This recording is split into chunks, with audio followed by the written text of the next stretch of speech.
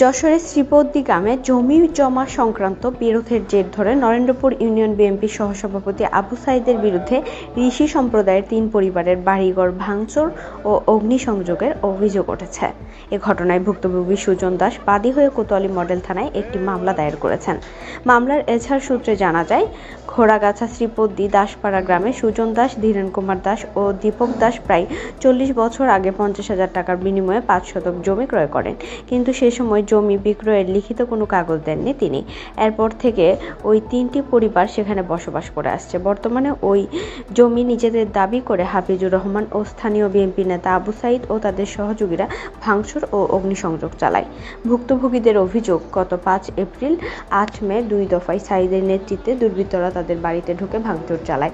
সুজন দাস, ধীরেন ও দীপক বাধা দিতে গেলে তাদের এলোপাতাড়ি মারধর করা হয়। এ সময় 3টি বাড়ি ভেঙে আগুন জ্বালিয়ে দেয় দুর্বৃত্তরা।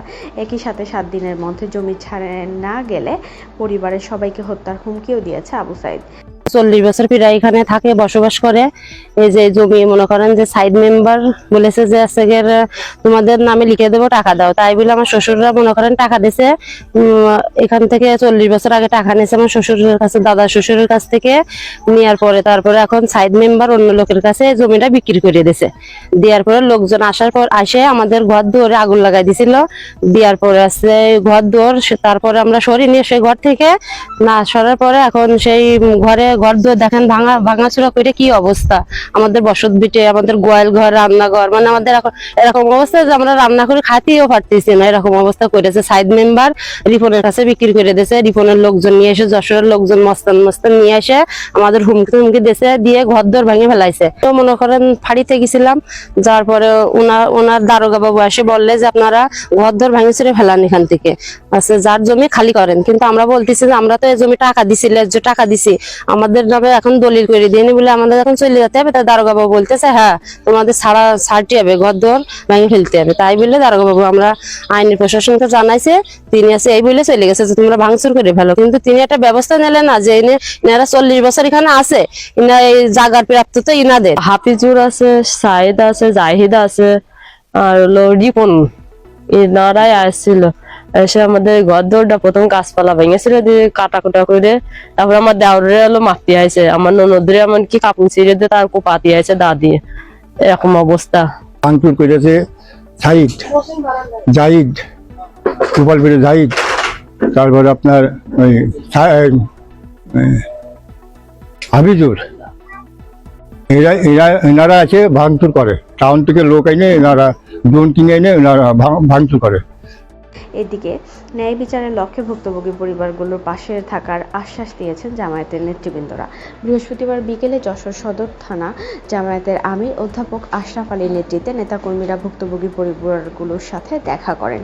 এ সময় আশরাফ আলী বলেন, জুলাই অভ্যুত্থানের পরও একটি গোষ্ঠী সাধারণ মানুষের উপর নির্যাতন করে চলছে। আমরা ভুক্তভোগী পরিবারকে আশ্বাস দিয়েছি, অপরাধী যত শক্তিশালী হোক না কেন, দেশের প্রচলিত আইন অনুযায়ী নিশ্চয়ই তাদের বিচার হবে। এটা নিঃসন্দেহে একটি সন্ত্রাসী কার্যক্রম। তো এই সন্ত্রাসী কার্যক্রমের আমরা তীব্র নিন্দা এবং প্রতিবাদ জানাই, এবং যারা এই কাজের সাথে জড়িত তারা আমার বিশ্বাস কোনো না কোনো রাজনৈতিক দলের নেতাকর্মী হতে পারে বা সাধারণ দুষ্কৃতী হতে পারে। যেই হোক না কেন সন্ত্রাসী, যে সে সন্ত্রাসী, তার কোনো দল নাই, এজন্য তার বিচার হোক, এটা আমরা চাই।